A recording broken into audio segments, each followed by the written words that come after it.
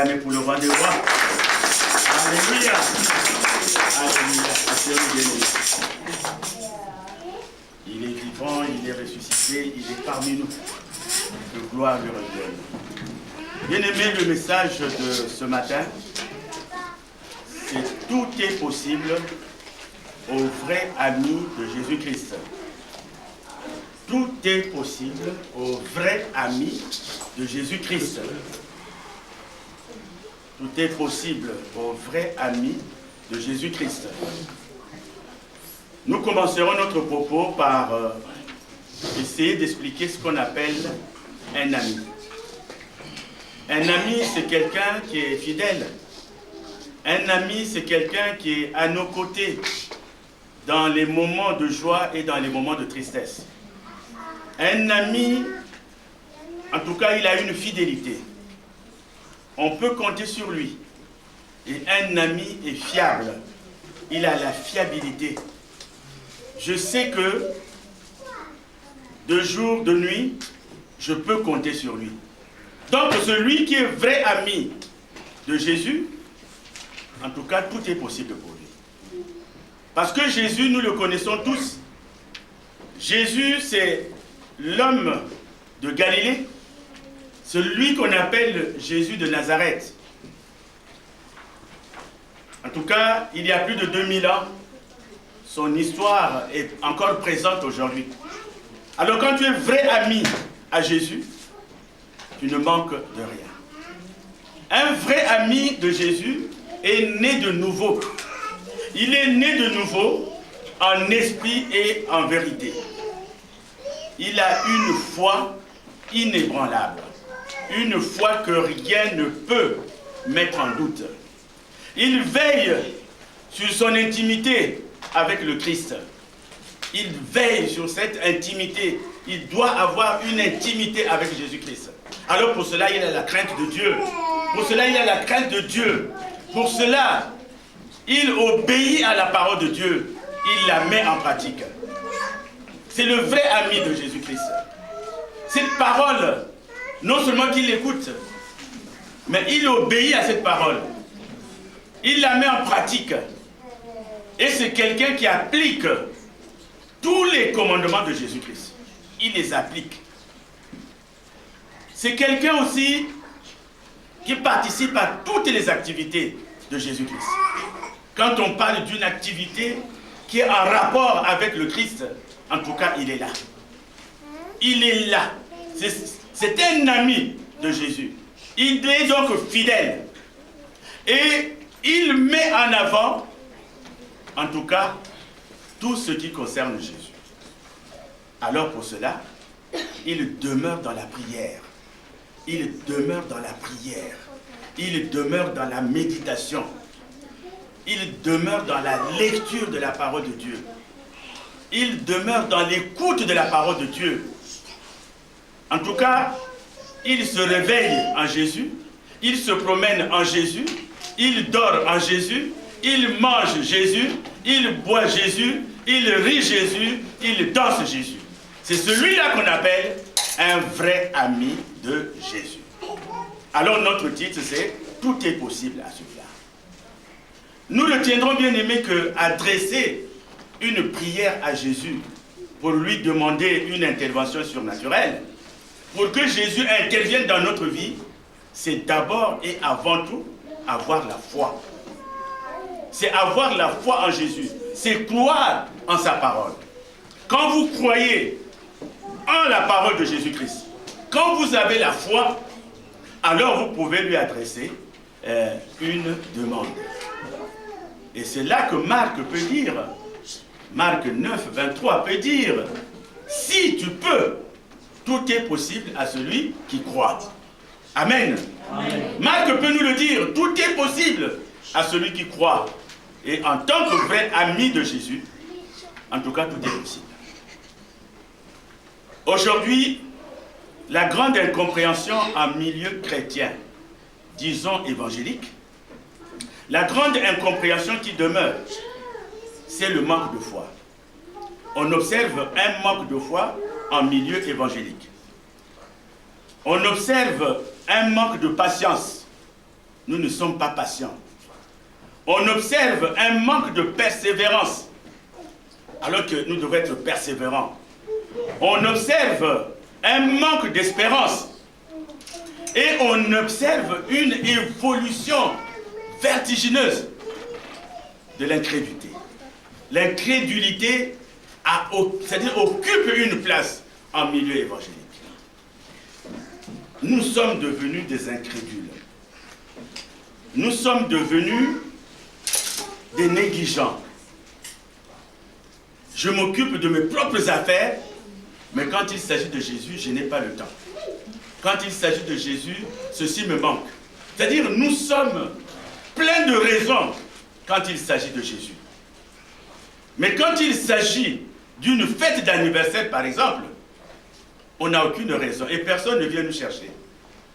Nous nous arrangeons pour être présents, nous arrangeons pour aller manger, nous nous arrangeons pour aller danser.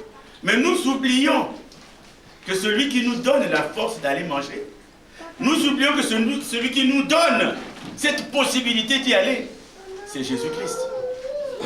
C'est Jésus-Christ, c'est-à-dire, nous oublions la source même de la bénédiction. Alors, organisez seulement un repas, vous ne verrez personne absent à votre invitation. Personne ne sera absente à cette invitation. Organisez seulement un anniversaire. Même si c'est l'anniversaire d'un bébé, les grandes personnes viendront pour boire et danser. C'est ce qui résume aujourd'hui la difficulté avec l'œuvre du Seigneur. Nous sommes en difficulté tout simplement parce que notre cœur, nous ne le donnons pas entièrement à Jésus. Il a dit à David, il a trouvé en David l'homme selon son cœur. Et il a dit, donne-moi ton cœur. Dieu ne nous demande pas ceci ou cela, il nous demande seulement notre cœur. Et c'est ainsi que Jérémie parlera de nous donner un cœur nouveau. Nous devons avoir un cœur nouveau, un cœur qui est la crainte de Dieu, un cœur qui pense, qui veille sur les affaires de Jésus. Jésus lui-même, quand il dira « je m'occupe des affaires de mon Père », en tout cas il s'en est occupé. Mais il nous demande aujourd'hui de nous occuper de ses affaires. Et c'est la grande difficulté, effectivement, dans les églises évangéliques. Le chrétien, loin de s'attacher à Jésus, loin de s'accrocher à Jésus, il utilise plutôt des expédients. Il utilise, parce que le chrétien est là, il a un trésor, il a une force, il a quelque chose qu'on ne peut pas expliquer. Mais au lieu de s'attacher à Jésus, au lieu de s'accrocher à Jésus, il utilise des expédients du genre marabout. Ils vont voir les marabouts, ils vont voir des faiseurs de miracles, ils courent après les faiseurs de miracles, ils courent après les devins qui prédisent, il paraît, les avenirs. Ils vont voir des guérisseurs sans scrupules. Alors que nous avons tout avec Jésus-Christ. C'est le constat que nous avons. Et en constat, nous dirons aussi que les Saintes Écritures, c'est-à-dire la Bible, regorgent des témoignages d'intervention surnaturelle de Jésus. Quand vous allez dans les Saintes Écritures, vous allez lire beaucoup de témoignages d'intervention surnaturelle. Jésus est intervenu dans tel cas. Jésus est intervenu dans tel autre. Si on se mettait à les citer, on ne pourra pas. Parce qu'il y a cette femme dont parle souvent la Bible, qui avait une perte de sang pendant 12 ans. Elle a vu des guérisseurs, elle a vu des médecins, elle a vu je ne sais qui. Mais il fallait tout simplement qu'elle touche le vêtement de Jésus pour qu'elle ait la guérison. La Bible nous parle aussi de cet homme de la piscine de Bethesda. La Bible dit que cet homme est resté là pendant 38 ans. Pendant 38 ans, il attendait le mouvement de l'eau. Et le pauvre, au moment où il y avait mouvement de l'eau, au moment où il y avait présence du Saint-Esprit, il est arrivé trop tard. C'est quelqu'un d'autre qui guérissait. Il fallait que Jésus passe par là et lui dise, lève-toi et marche. Alléluia.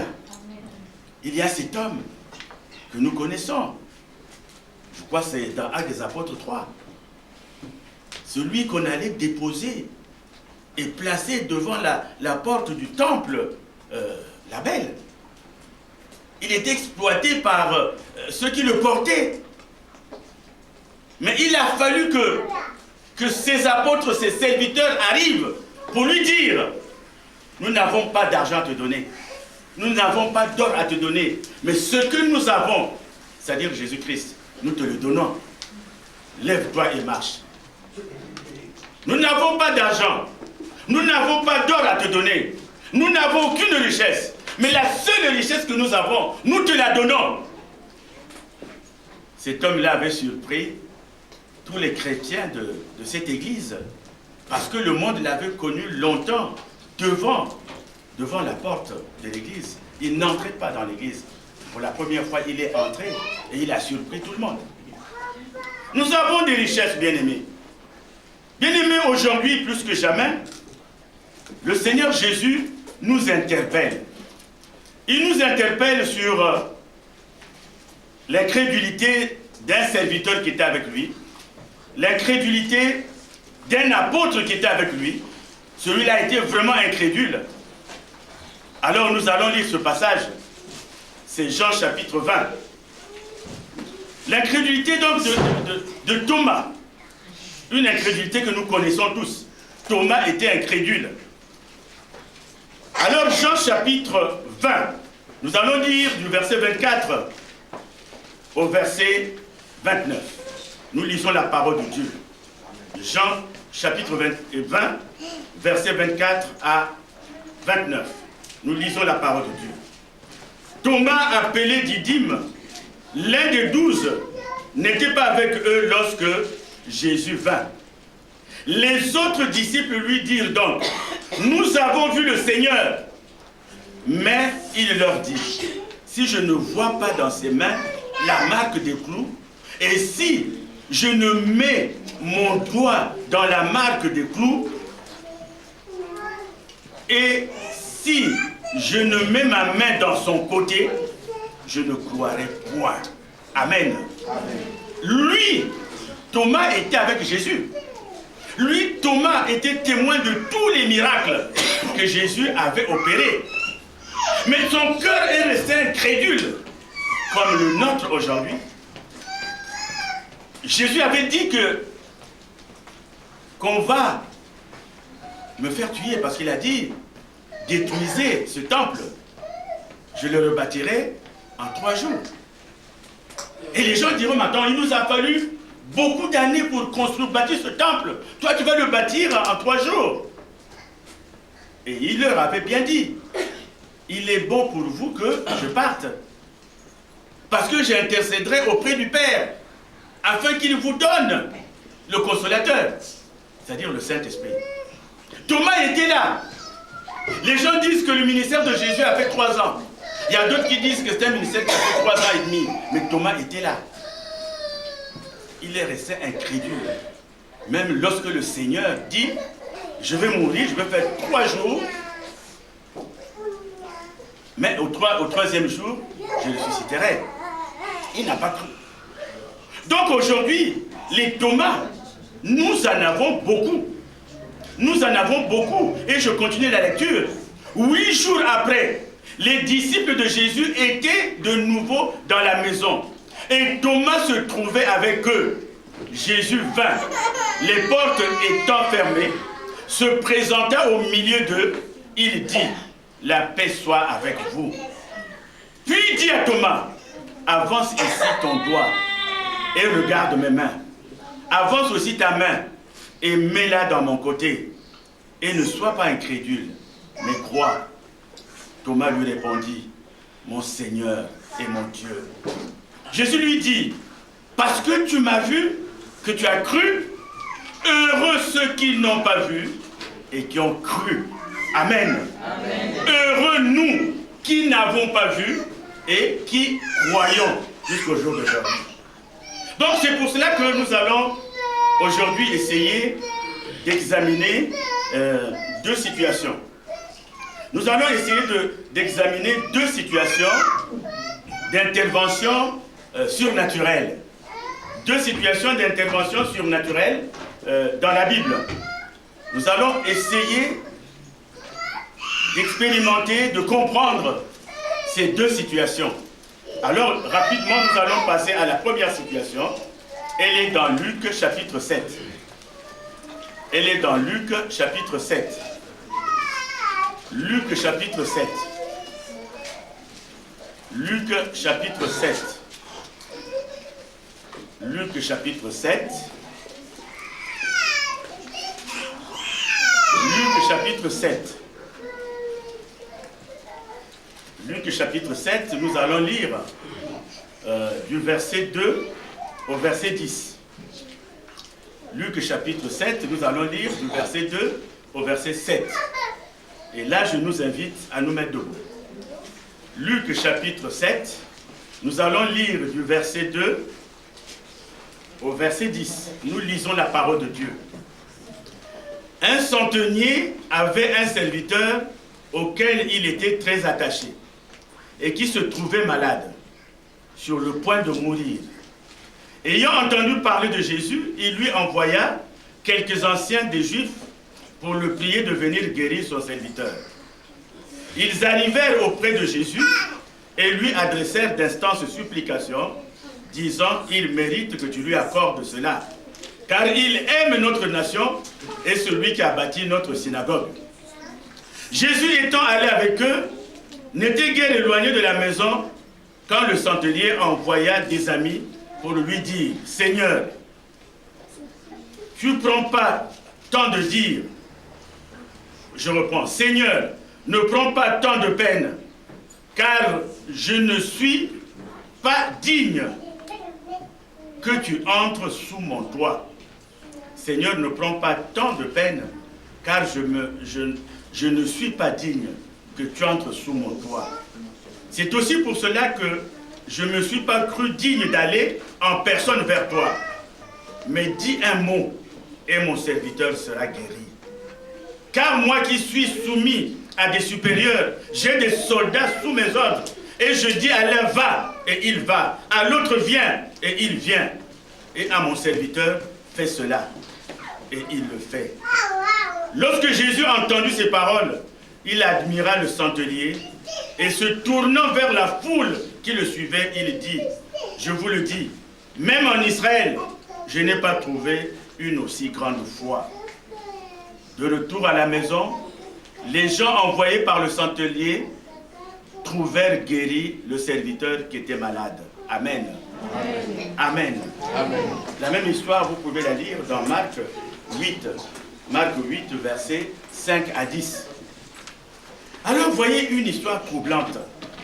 Il s'agit d'un centenier. Le centenier, c'est un officier. Il est officier romain. Un officier qui dirige une troupe de 100 personnes. Donc, il a sous ses ordres 100 personnes. Et quand vous entendez serviteur ici, ce n'est pas serviteur dans le sens où nous le prenons par rapport à Jésus-Christ. Mais ici, ce serviteur n'était pas au-dessus du centenier. Parce que le centenier était son propriétaire. Serviteur ici est dans le sens d'esclave, dans le sens d'ouvrier, dans le sens de travailleur. Donc quelqu'un qui travaillait chez lui, parmi ses esclaves. Vous savez qu'en ce temps-là, ceux qui étaient riches avaient des esclaves. Alors il s'agit d'un des esclaves qui est malade. Un des esclaves est malade. Et le propriétaire qui est le centenier, et le propriétaire qui est l'officier romain, va s'en préoccuper. Il sera préoccupé par cela. Bien-aimés, je ne vous dirai rien, sinon aux petits-enfants, je ne vous apprendrai rien.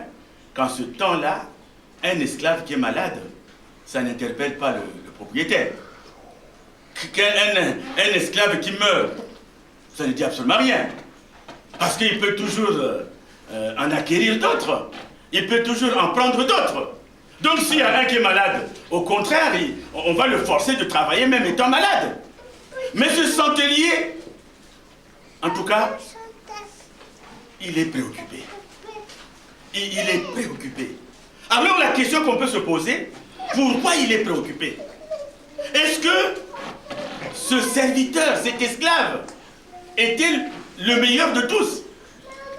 Est-ce que ce serviteur, cet esclave, était indispensable? Est-ce que ce serviteur était le plus fidèle? Ou il était le plus obéissant? Non, la raison n'est pas celle-là. Aucune de ces raisons. Tout simplement, ce centenier, cet officier, est la préfiguration de Jésus-Christ. C'est la préfiguration de Jésus-Christ dans le sens de l'amour, dans le sens de la compassion. Jésus-Christ aujourd'hui nous aime. Nous aime au-delà de ce que nous faisons. Jésus-Christ aujourd'hui se préoccupe de nous. La Bible dit que son ange campe autour de ceux qui le craignent et il les arrache au danger. Donc Christ est avec nous. Christ est plein d'amour. Christ est plein de compassion. Donc ce centenier, c'est en tout cas la préfiguration même de Jésus-Christ. Quand bien même nous sommes dans la trahison par rapport à Jésus. Nous sommes dans la trahison par rapport à Jésus. Quand bien même nous sommes désobéissants, quand bien même nous négligeons son œuvre, quand bien même nous ne cessons d'être absents aux activités de Jésus. Mais il ne nous retire pas son amour. Il nous aime. C'est comme ce centenier. Il ne voit pas le rôle social de celui qui est malade. C'est comme Jésus. Peu lui importe que tu sois riche. Peu lui importe que tu sois pauvre. Peu lui importe que tu sois orphelin. Peu lui importe que tu sois célibataire.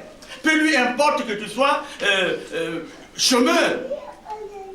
Mais lui, il t'apporte son amour.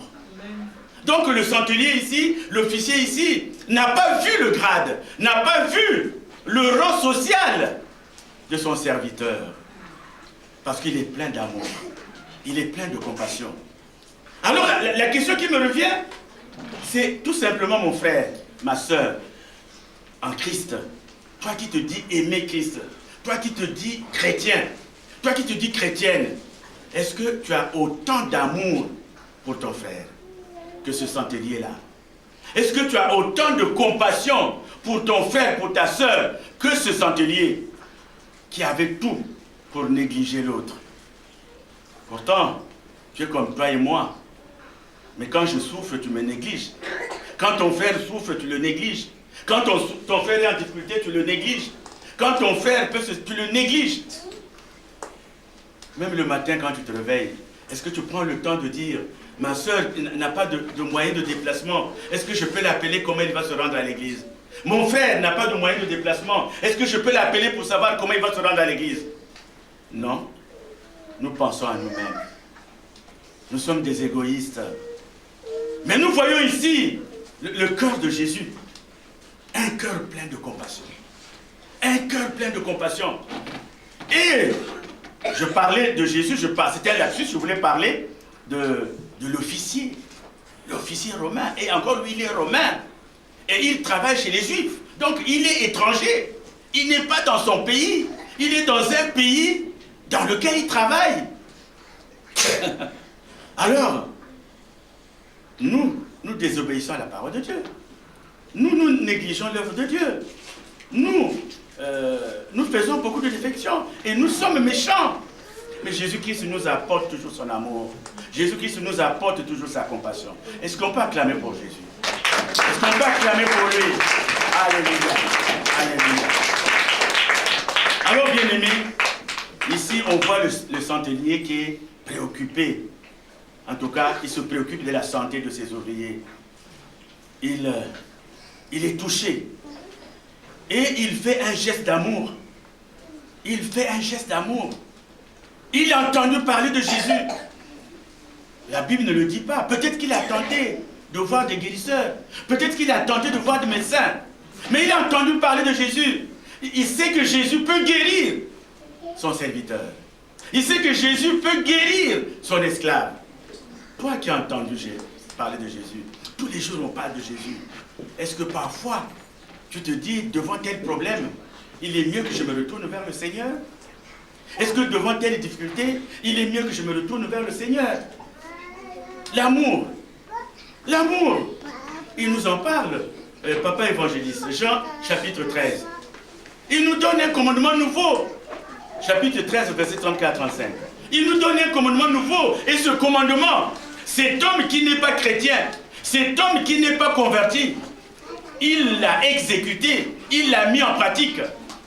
Jean chapitre 13, verset 34-35. Je lis la parole au nom de Jésus. Amen. Je vous donne un commandement nouveau.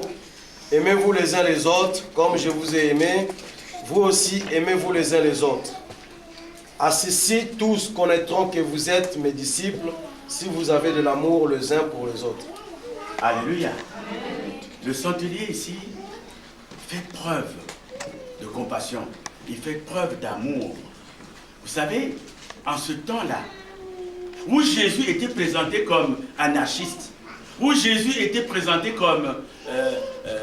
comme supplanteur, où Jésus était présenté comme voyou, où Jésus était présenté comme, c'est-à-dire tous les caractères, c'est-à-dire tout ce qui est adjectif, tous les qualificatifs négatifs, c'était ces qualificatifs qui accompagnaient Jésus. Jésus était de la mauvaise fréquentation ce temps-là. Parce qu'il arrivait dans un monde qui était déjà organisé. Il y avait des religieux. Mais Jésus n'était pas religieux. Il y avait des religieux avec leurs habits, Jésus arrive. Il dit, aime ton frère. Alors ça surprenait. Parce que celui qui avait fauté devait être fouetté jusqu'à mort. Celui qui avait arraché un bras de son frère devait voir aussi son bras arraché. C'était dent pour dent, œil pour œil. Et Jésus dit, ton frère te donne une claque à la joue gauche, donne-lui la joue droite. Donc Jésus était traité de quelqu'un qu'on ne comprenait pas. D'ailleurs, ils vont comploter contre lui jusqu'à le faire crucifier. Or que la croix était seulement réservée aux bandits. La croix était réservée aux malfaiteurs. Et lui, il a été mélangé aux malfaiteurs. Mais le centenier n'en tient pas compte. C'est pour cela, bien-aimé, j'ai une confidence à te faire.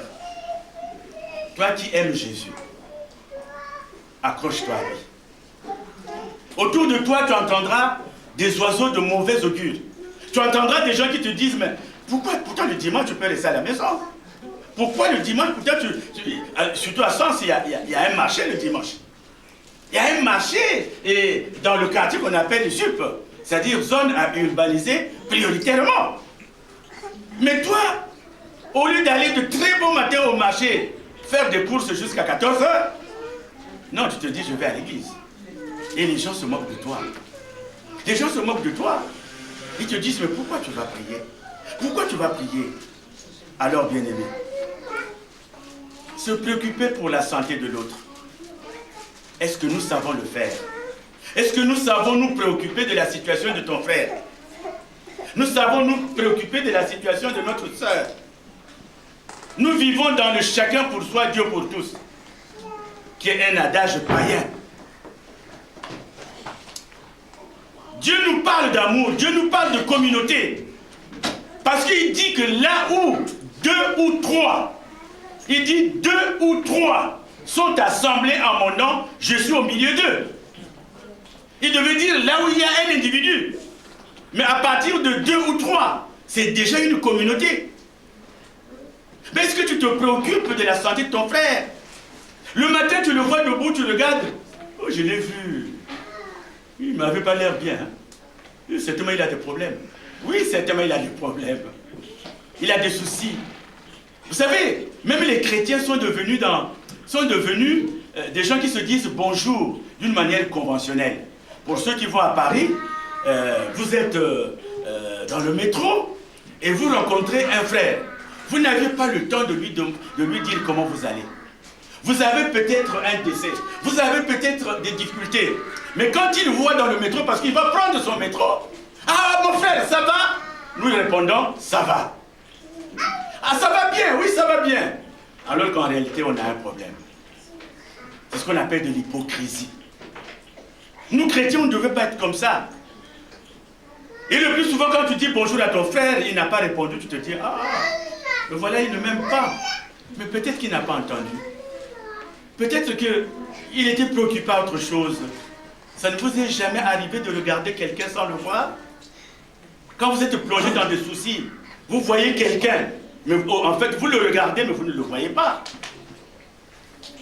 Alors toi, le fait qu'il ne t'ait pas répondu, tu te dis, il m'a mal répondu. Non, mon frère, regarde ce centenier. Lui qui est haut placé, lui qui est propriétaire. Et la Bible dit qu'il avait 100 soldats, une troupe de 100 soldats qu'il dirigeait. Mais il se rabat, il va se rabaisser sur le simple serviteur qui n'est pratiquement rien. Donc, bien aimé, quand nous allons faire comme lui, quand nous allons intercéder pour le cas de notre frère, quand nous allons intercéder pour le cas de notre sœur, quand nous allons intercéder pour notre église. Vous savez, depuis un temps, on parle d'intercession. Intercédons pour l'église, prions pour l'église. Combien prennent leur temps? Moi, aujourd'hui, j'ai 7 jours dans la semaine. Je vais jeûner 2 jours pour mon église. Moi, aujourd'hui, j'ai tant de jours dans la semaine. Je vais jeûner 2 jours pour les conducteurs de l'église. Mais au contraire, quand ils font des fautes, au contraire, quand ils se trompent, toi, tu es heureux. Ça devient pour toi un sujet de dénigrement. Ça devient pour toi un sujet de dénigrement. Alors que tu devais te demander, il faut que je prie pour lui. Vous savez, quand Jésus était avec ses disciples, il y avait Pierre qui disait, Seigneur, là où tu iras, j'irai. Faudrait-il que je meure pour toi, je veux mourir. Mais dès que Jésus a été dès qu'il a été arrêté, Pierre voulait réaliser sa promesse. Il y avait une épée quelque part, il prend l'épée, il lui coupe l'oreille. Et Jésus lui dit, non, non, non, non, non. Ce n'est pas charnel. Notre lutte n'est pas charnelle. Notre lutte est une lutte spirituelle. Et le spirituel va avec la prière.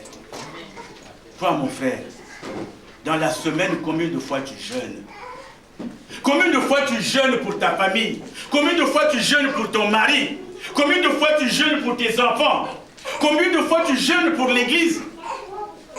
Combien de fois tu jeûnes pour tes conducteurs? Dans l'église, nous avons des évangélistes, nous avons des pasteurs, nous avons des prophètes. Combien de fois tu jeûnes pour ces gens-là? Rien. Mais ici, le serviteur n'a pas demandé à son propriétaire de lui venir en aide. Lui étant subalterne, il se disait, si la mort m'appelle, bon, je vais mourir. Alors toi, mon frère, si tu aimes ton frère, ne ménage aucun effort pour lui venir en aide. Aujourd'hui, quand ton frère n'a pas de quoi manger, tu as un frigo qui est rempli, tu es incapable d'enlever un petit morceau, un petit gigot de viande donné à ton frère. Aujourd'hui, tu remarques que ton frère porte le même vêtement depuis des mois. À chaque fois qu'il s'agit de fête, on va à la fête d'anniversaire, il a le même vêtement. On va à la fête de mariage, il a le même vêtement. Il devient pour toi un sujet de moquerie. Alors que si tu en avais 2, tu lui en donnais.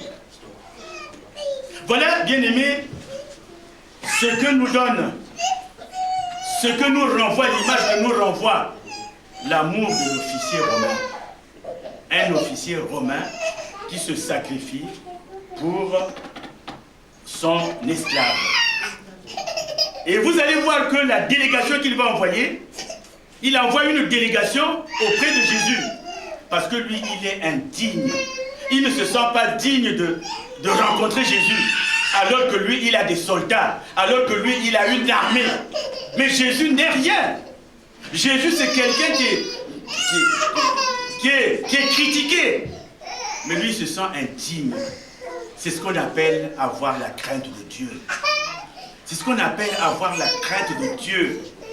Parce que la crainte de Dieu est le commencement de la sagesse. C'est avoir la crainte de Dieu. Nous devons avoir la crainte de Dieu. Ici, le centenier ne peut pas s'approcher de Jésus parce qu'il ne se sent pas digne.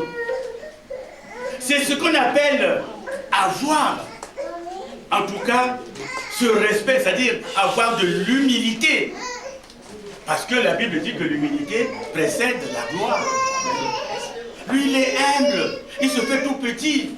Or que toi, partout où tu passes, il faut que les gens remarquent que tu es là.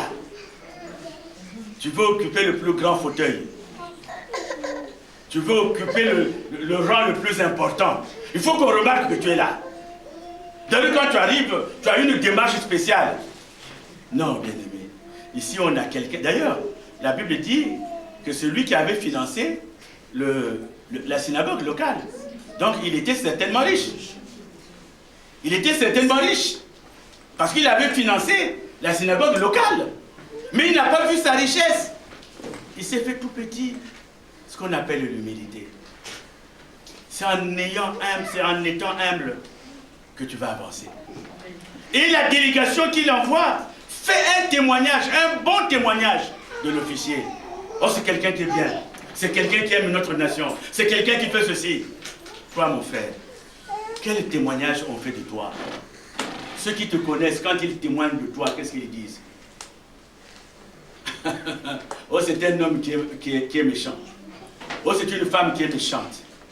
Oh, c'est une femme qui est insolente. Oh, c'est un homme qui est voleur. Oh, c'est une femme qui est querelleuse. Voilà le témoignage qu'on fait de toi. Et tu te demandes aujourd'hui, pourquoi les gens ne viennent pas à la source de vie? Mais parce que toi, tu n'as pas un bon témoignage. Parce que toi qui pries à la source de vivre, tu n'as pas un bon témoignage. Tu manques d'amour à ton prochain. Ton frère ne sait pas comment aller à l'église. Dans la semaine, tu ne peux pas le proposer à ton frère de l'amener. Même si tu as 5, 10 personnes à amener, tu peux faire 2 tours, 3 tours, 4 tours. Pour l'amour de Dieu. Aujourd'hui, nous voyons des frères et des sœurs qui le font. Quel témoignage! Ici, le témoignage qu'on fait de lui, c'est un témoignage qui est merveilleux. Et quand vous voyez le témoignage qu'on fait sur lui, c'est verset 4, 5. Le témoignage qu'on fait sur lui, c'est quoi? Ils arrivèrent auprès de Jésus et lui adressèrent d'instances de supplication, disant, il mérite que tu lui accordes cela, car il aime notre nation et celui qui a bâti notre synagogue. Amen. C'est des témoignages qui vont avec les œuvres. Les témoignages qui vont avec les œuvres. Quelles sont tes œuvres? Allons rapidement dans Jean chapitre 2.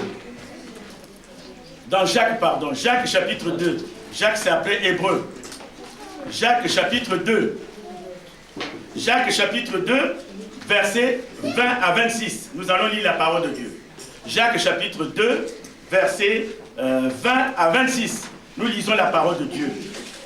Veux-tu savoir, ô homme vain, que la foi sans les œuvres est inutile? Abraham, notre père, ne fut-il pas justifié par les œuvres lorsqu'il offrit son fils Isaac sur l'autel? Tu vois que la foi agissait avec ses œuvres et que par les œuvres la foi fut rendue parfaite. Ainsi s'accomplit ce que dit l'Écriture. Abraham crut à Dieu et cela fut imputé à sa justice. Et il fut appelé ami de Dieu. Amen. Vous voyez que l'homme est justifié par les œuvres et non par la foi seulement.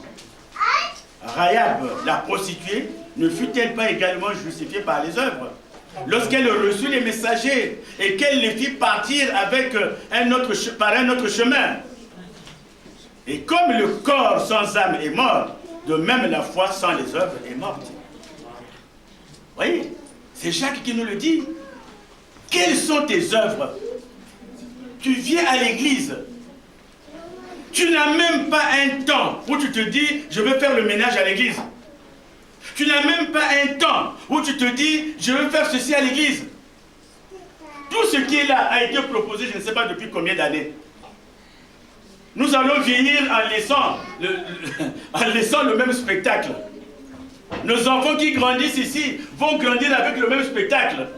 Qu'est-ce que nous avons changé? Quelles sont les initiatives que nous avons prises? Au contraire, tu attends que l'Église donne pour toi. Au contraire, tu attends que l'Église dépense. Et toi, tu proposes quoi? Tu proposes quoi? Il y a des fois, tu as des fortes sommes. Tu te mets à... Vous savez, il y a plein de chrétiens qui se mettent à boire. Hein? Tu te mets à boire, tu te mets à dépenser, tu te mets à faire n'importe quoi.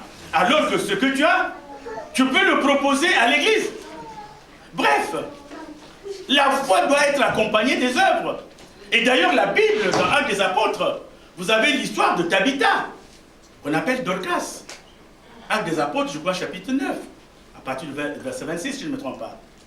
Tabitha, c'était une femme qui travaillait, qui avait vraiment une largesse, qui donnait, qui offrait. Et quand elle était morte, quand elle était morte, l'apôtre Pierre n'avait plus à souffrir. Il arrive, il entend des enfants qui pleuraient. Voilà, la chaussure que je porte a été offerte par Tabitha.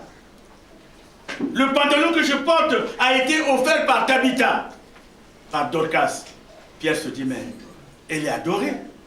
Alors il se demande à Dieu, il dit à Dieu, il faut que tu ramènes à la vie. Il faut qu'elle revienne à la vie, parce que cette femme-là a un cœur. Et Tabitha était ressuscitée. Mais toi, mon frère, quel témoignage on fait de toi? Le témoignage de celui qui n'assiste pas aux réunions de mercredi? Le témoignage de celui qui n'assiste pas aux intercessions? Le témoignage de celui qui n'assiste pas aux veillées de prière? Le témoignage de celui qui ne va pas aux répétitions? Quel témoignage on fait de toi? Jésus retient quoi de toi? Voilà une interrogation qui doit nous accompagner tout au long de cette journée et les jours à venir. Alors, bien-aimés, sur ce premier cas, nous allons tout simplement dire que la guérison a été possible tout simplement parce que l'officier avait la foi. Quand bien même il n'était pas chrétien, il avait cru en Jésus. Et il avait cru en Jésus.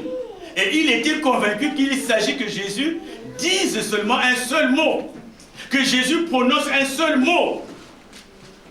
Pour que son serviteur soit guéri. La Bible dit, il n'y a sous la terre aucun autre nom qui ait été donné parmi les hommes par lequel nous soyons sauvés.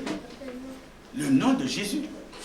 Le nom de Jésus, toi tu connais Jésus. Regarde un païen qui arrive et qui s'attache à Jésus.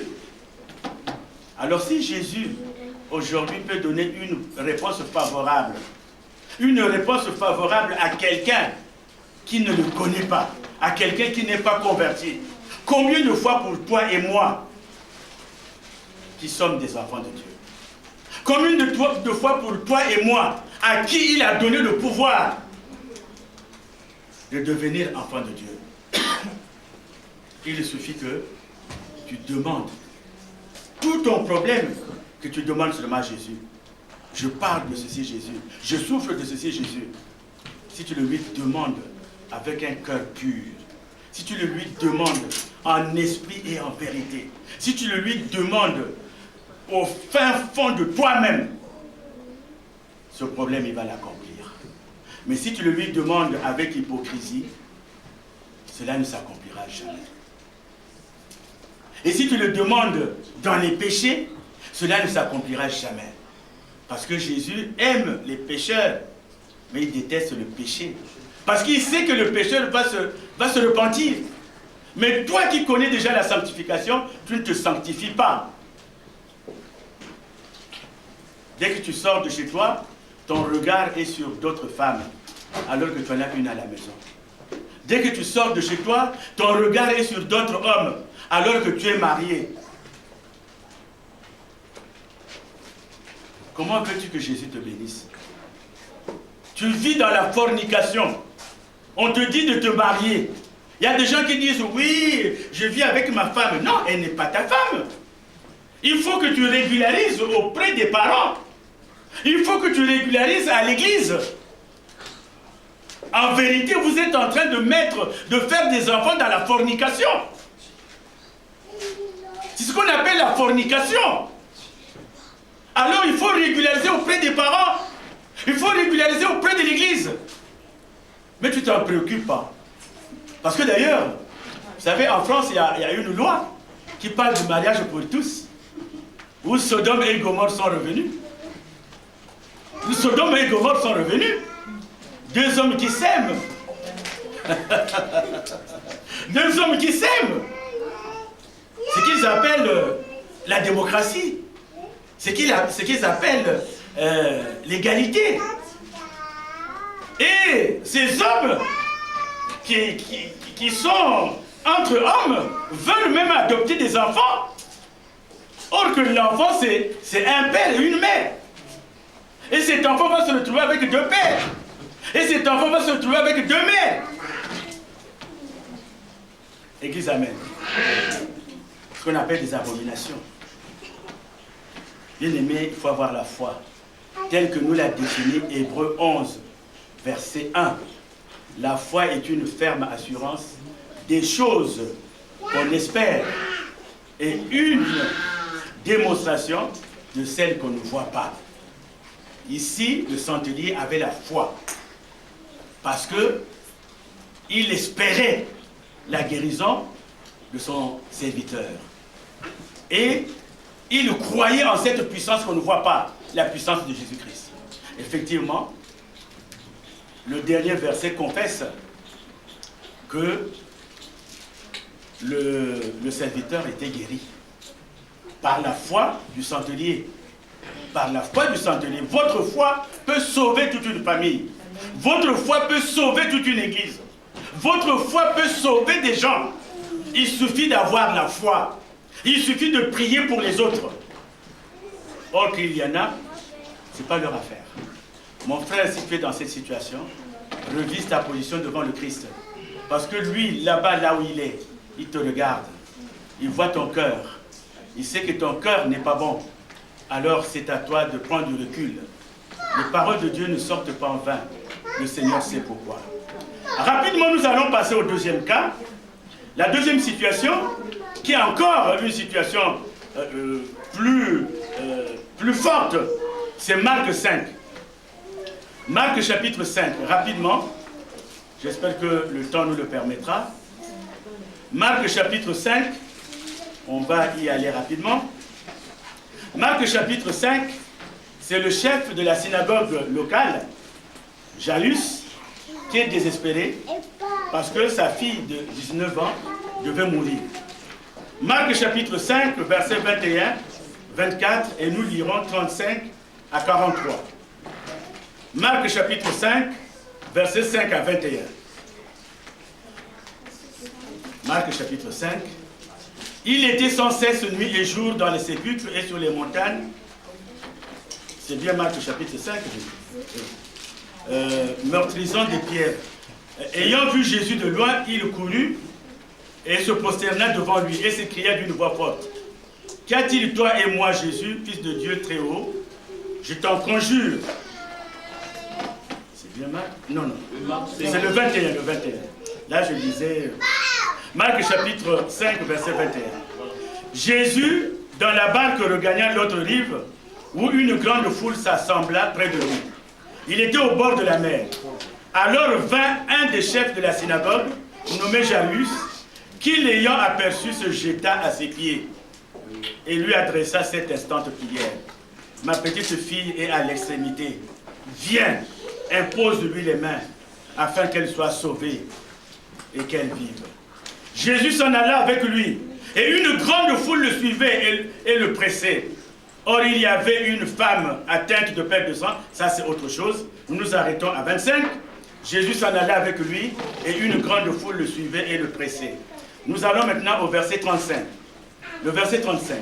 Comme il parlait encore, survinrent de chez le chef de la synagogue des gens qui dirent, ta fille est morte. pourquoi importuner davantage le maître? Mais Jésus, sans tenir compte de ses paroles, dit au chef de la synagogue, ne crains pas, toi seulement. Et il ne permit à personne de l'accompagner, si ce n'est à Pierre et Jacques, et Jean, frères de Jacques.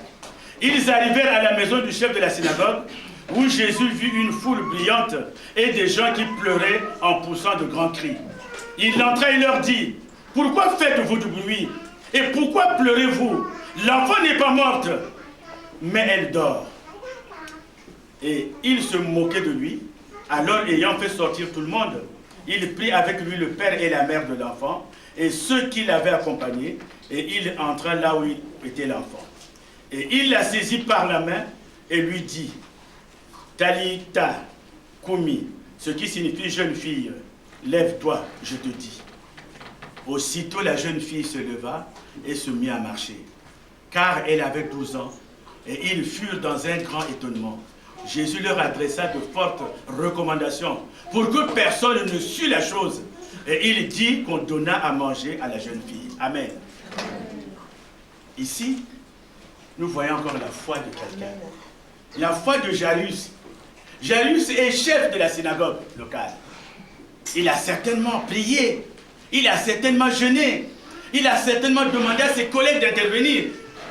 Mais il n'y avait que Jésus qui pouvait sauver. Il n'y avait que Jésus, qui est la parole de Dieu, qui pouvait sauver. Alors cet homme est allé vers Jésus. Il est allé vers Jésus. Mon frère, ma soeur, c'est peut-être ton cas. C'est peut-être ton cas que les gens t'ont déjà dit, comme on a dit à Jairus. Il ne faut pas... pourquoi tu infortunes le maître? Ta fille est déjà morte. Même si on t'a annoncé l'irréparable. Mais Jésus te dit, ne crains pas. Crois seulement. Alléluia. Amen. Même si les gens te disent, toi, tu vas te marier, ne crains pas. Crois seulement. Et même si les gens disent, mais il y a longtemps que tu cherches du travail, toi tu vas travailler, crois seulement. Ne. Alléluia. Crois seulement. Car c'est un Dieu qui agit toujours au moment opportun.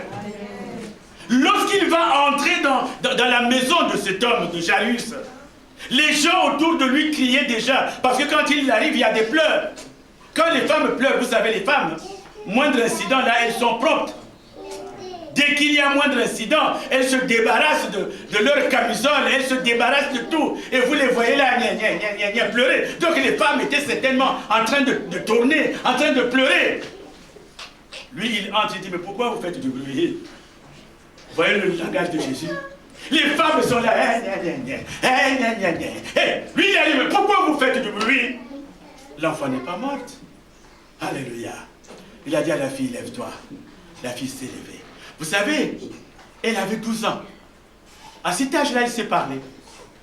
Alors si seulement avant son séjour, parmi les morts, elle avait un problème avec toi, elle se réveille rapidement, elle te regarde. Toi, tu es contre moi. Quelle honte. Toi, tu m'as fait ceci. Toi, tu m'as... Parce qu'elle pouvait parler. Vous savez, nous, dans le temps, à 12 ans, la fille était déjà au mariage. Alors, bien-aimé, tu as tout ce qu'il faut. Pourquoi tu restes dans le doute? Pourquoi tu restes dans le doute? Ne crains pas. Crois seulement. Il te dit seulement de croire. Il te dit seulement d'avoir la foi. Il te dit seulement de croire en lui. Et tout ce dont tu as besoin, tu l'auras. C'est un Dieu merveilleux, bien-aimé. C'est un Dieu merveilleux. C'est tout simplement pour nous dire, bien-aimé. Nous noterons ici encore l'humilité de Jairus, parce que Jairus est humble. Lui qui est grand chef, il va s'humilier devant Jésus. Nous noterons aussi le courage de Jairus, parce qu'il y a des